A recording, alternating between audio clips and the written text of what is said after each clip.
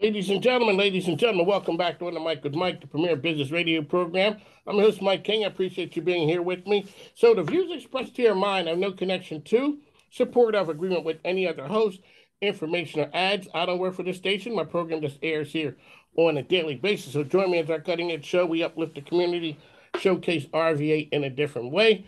Sounds you're listening to are emanating from the Mike King Biz Studio, which is the global epicenter of social enterprise business. I'd like to thank you for joining in. All right, today with us, we got some game changers in the house. They come from two different areas, but it's funny they collaborated on something that I heard about. Shout out to my girl Shayna for always knowing and hearing what's happening out in the world. So we got Angela Patton with Girls for a Change and Duron Chavis. Duron Chavis, I've been hearing your name forever. All See you right. all over the place. Never met you. Welcome to the program, man. Thank you, family. I appreciate that. I hope One it's of the all things people good always things. talk about is brand, whether brands work. Your brand works because your brand is all over the place. And when people talk about what you're doing, it's kudos and congratulations. Angela Patton, Girls for Change. Everybody knows you and what you got. I seen you last night. Yes, And shout out to my man Jimmy Budd and all the folks over Fashion Week for that's right. having Shout an out for outstanding supporting event. Girls for a Change. There you go. All right, really quickly, Angela, tell folks you are and what you do.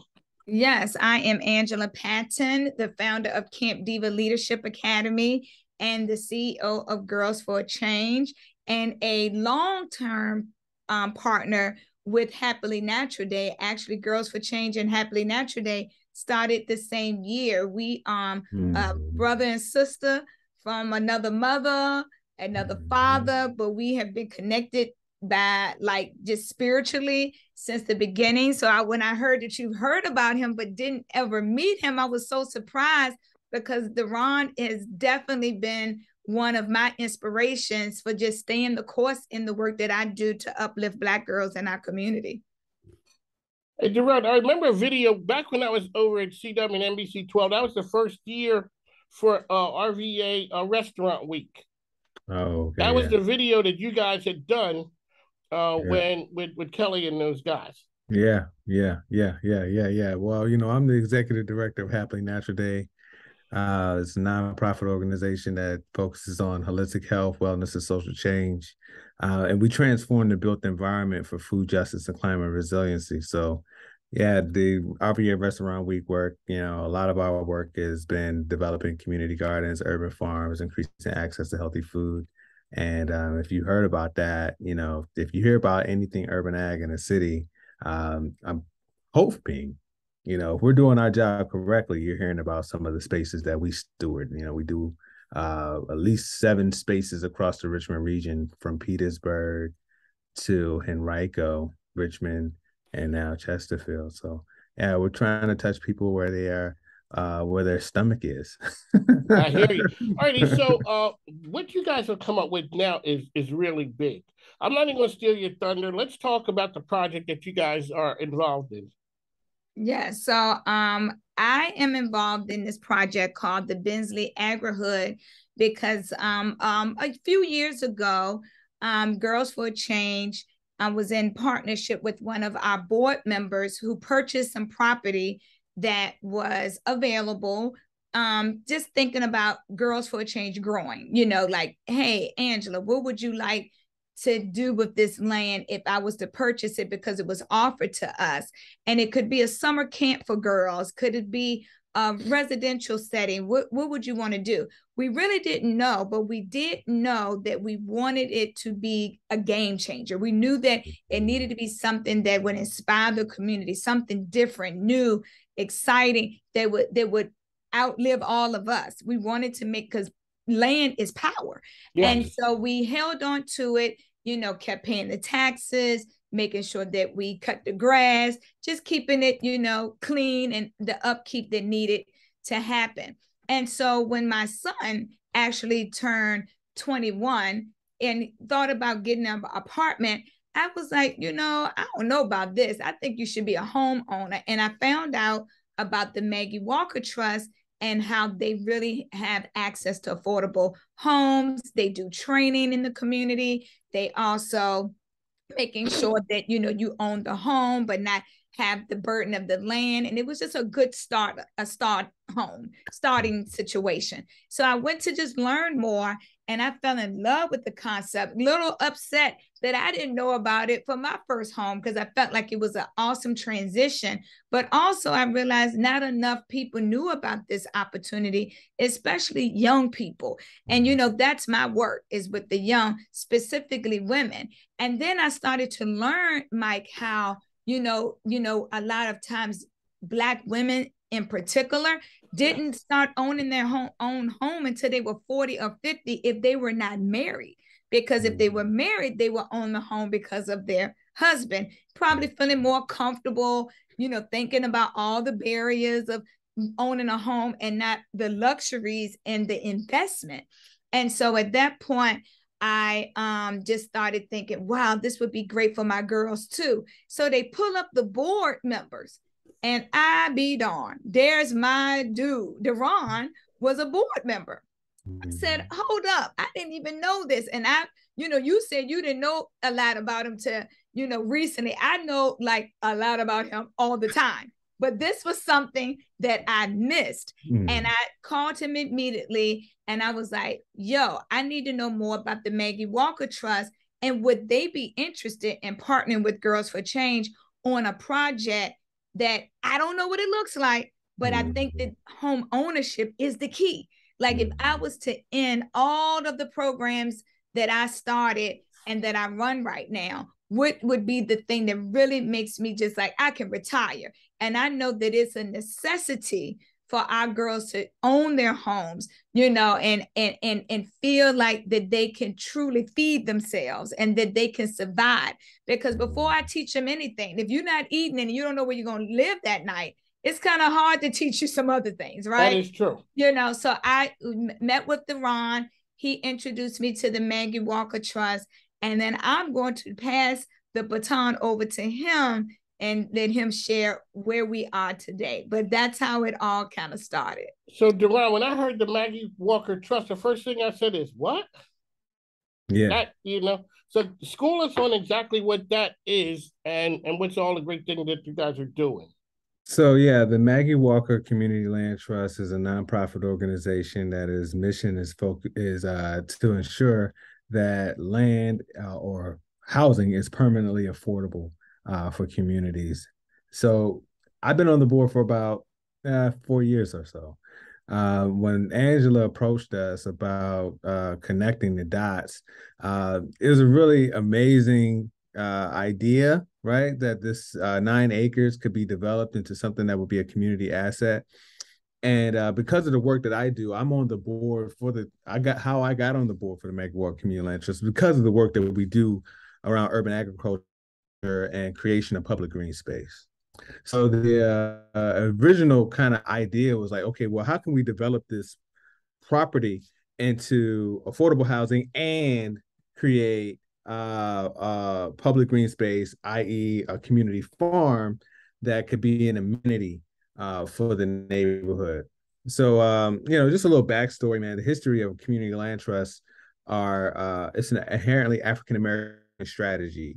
The civil rights movement found Black activists in the South working to try to register voters during the 60s and 70s. But little was known about what happened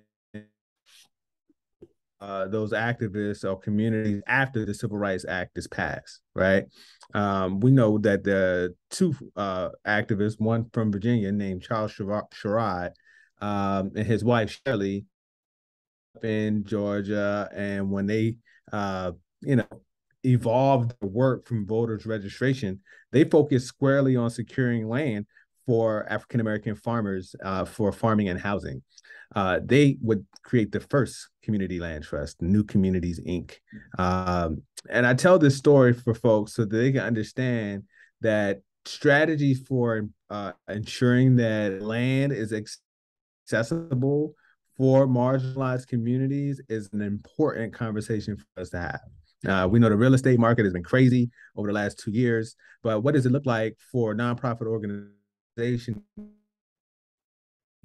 We're going to from market, ensuring that that land is accessible for affordable housing and for public green space in perpetuity, like forever, right? And that's one of the goals of the Maggie Walker Community Land.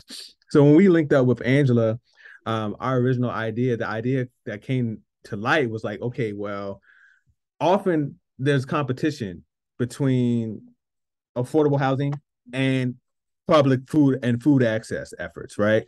Because land is finite and it's only so much inside of the city. So a lot of times what we will hope could be a community farm or urban farm is like pushed to the side for people to develop apartments or houses, right?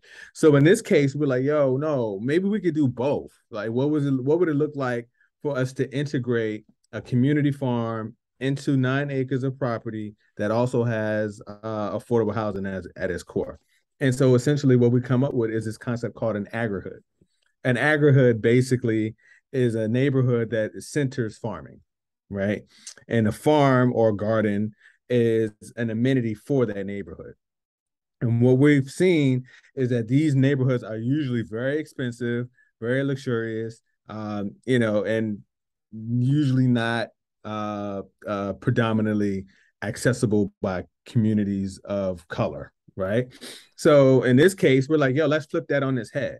What would it look like if we start from the beginning and saying, okay, we're going to make sure that these houses are affordable and that the communities that are in proximity to the neighborhood are able to access the farm and the green space as a community asset. So yeah, and it's looking amazing. I'm excited about it. I mean, we recently got a grant through the USDA to do the planning for the farm. So we're really working to engage communities at this early stage in the work. And we're kind of like in that pre-development stage, trying to connect with stakeholders up and down the Route 1 corridor and the greater Richmond area, folks that are interested in this type of work, and trying to build collaborations and partnerships that can ensure that this is, we're headed in the right direction and that this can impact the most amount of people and, really be a long-standing example of what we can do when we all collaborate and work together. There you go. On the Mike, ESPN Richmond and Choice, 105.3. That's where you find me, as well as International Business Good Radio. Angela Patton, Girls for a Change. Duron Chavis is here. It is the agri-hood. The name right there is a winner because it does get your attention. Is there something like this going on in other areas now? Yeah, actually. So all across the country, there's communities that are termed agri-hoods. I mean, you can go to Atlanta, you can go to Chicago, Detroit. There's neighborhoods that are being developed with farms at the center. Like I said, they're usually very expensive. In fact, there's one in Virginia, in Hanover County called Chickahominy Falls. They have Woodside Farms as the farm that services this senior home development. It's like a 55-year and up senior home neighborhood, right? But the differentiator for this is that we're like, look, those neighborhoods are usually kind of priced out, higher priced. What does it mean for us to create a neighborhood that's and the land be owned by a community land trust, and then the community land trust, by owning the land, can sell the houses can be built at a more affordable price for people to purchase. And that's the whole catch for the community land trust concept, is that the nonprofit, the Maggie Walker Community Land Trust, or whatever the community land trust is, they own the physical ground, right? And then you, as a homeowner, you're purchasing the physical above ground infrastructure, right? So any of the above ground improvements, that's you. The land trust issues a ground lease for the physical land. It's a nominal fee, nothing expensive. But by removing the purchase of the land from the equation, it makes the house more affordable, right? What's the time frame would you guys think that something like that would be? And what's the next step for people who want to get involved? You can answer the time frame, and I can talk about next steps, Duron. Okay. So the time frame, man, we're working. This is like a 5-10-year plan. we're in this for the long haul. Our next 2 to 3 years is really on capital campaign, capital raising, which means that we're trying to get all the bread together, to build out the farm and build out the homes. So we're going to be looking for investors. I'm positive. We're going to be looking for philanthropic investments. So all you foundations, corporate folks, entities will be tapping in, trying to figure out how you can play a role. And then this immediate work is really all about the community engagement. Right. And so now how we are approaching community engagement, we have the Bensley Agri-Hood Dine and Discuss series that actually starts this Thursday on October the 13th from 6 to 8 p.m. We also have our next day on Sunday, October the 16th from 2 to 5 p.m., which is more of a lunch. And then Saturday, October 22nd from 12 to 3 p.m. We have 3 ways to register. You can email agrihood at mwclt.org or call 804-718-0135. We also have an Eventbrite page that is up that's actually just titled Bensley Agri-Hood Dine and Discuss. And these events are free. The goal is to, again, foster the communication with the community about food access and this opportunity to own to have home ownership, food justice, and also career and entrepreneurship opportunities. One of the things that I would like to add to all that you heard from Duron is that we wanted to make sure that there were job opportunities. If you're growing food, is there going to be a market on the community? Can we have an event space? And then also hire people who live in the community to run the event space, to make sure that we have culinary arts certification in classes to build skills. Because again, at Girls for Change, we're looking at the future. So when we talk about 5 years, 10 years, the houses may be there in the next 5 years. And so with the food, but we also want to keep growing, opportunities for the community to skill up, to, feel engaged, to bring in new ideas, to continue to expand. So we see this, like Duron said, as a long-term commitment in the North Chesterfield community. And I'm really excited. And one thing we didn't mention is that I actually myself live next door to the land. So I'm a resident in the community.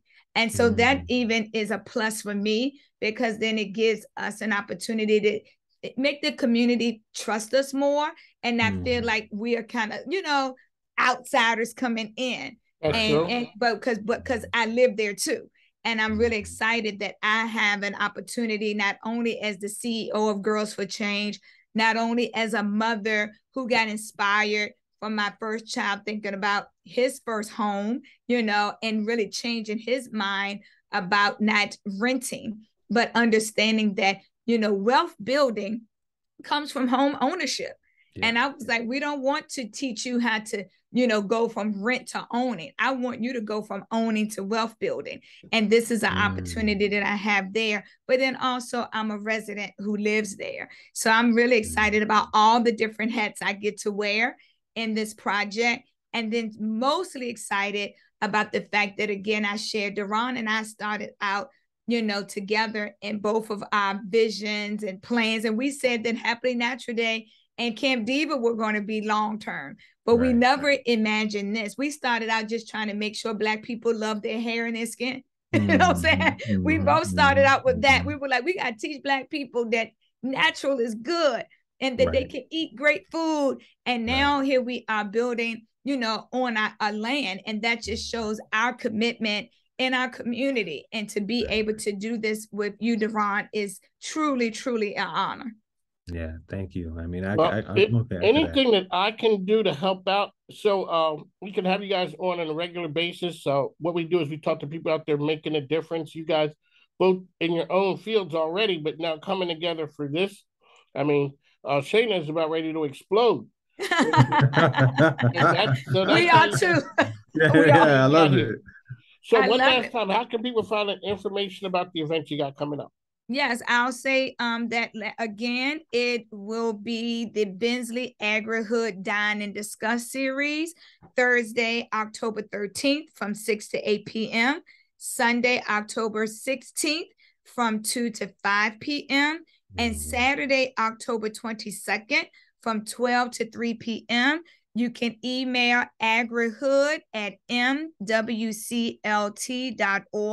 or call 804-718-0135 to register. Again, registration is free, and we will be having some good food.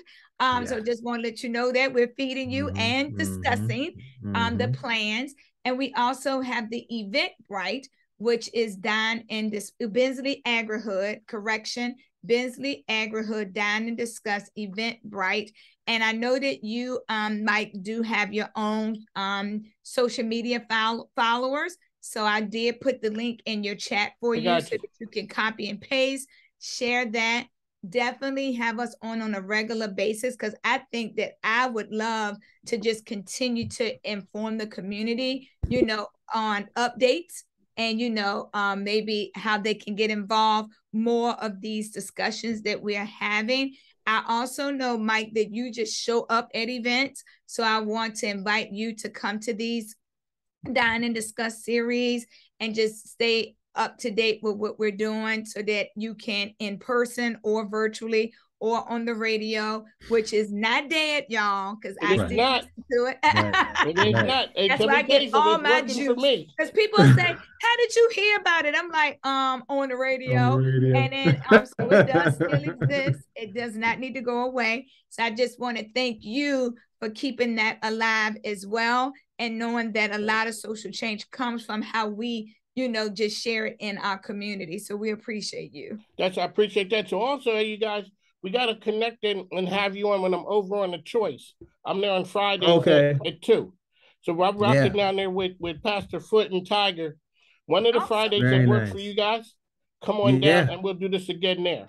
Okay, we would love it. Yes, indeed. When we're offline, we'll go ahead and figure out a time. So on the mic of Mike, ESPN Richmond, The Choice, 105.3. Angela, Patton, Duron, Chavis is here doing big things in the community. We'll talk to you soon, guys. Take care now. Thank you. Thanks. Bye-bye.